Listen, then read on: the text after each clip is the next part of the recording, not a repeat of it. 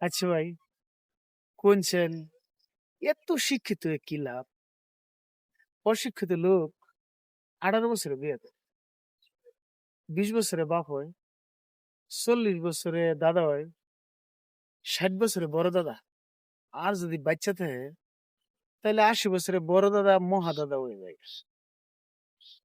আরেকটা শিক্ষিত লোক এই পড়ালেখা করতে করতে 30 বছর পার, এরপর চাকরি খুঁজতে খুঁজতে আরো 2-3 বছর, তার মানে বিয়ে করতে করতে 35-36, এরপর বিয়ে করেই কিন্তু শেষ না।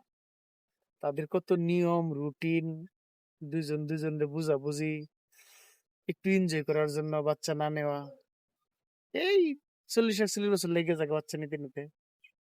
তারপরে মনে করেন যখন প্রাইমারি পার কইরা স্কুলের মধ্যে যা, একদিন পর কইরা মরে যায়।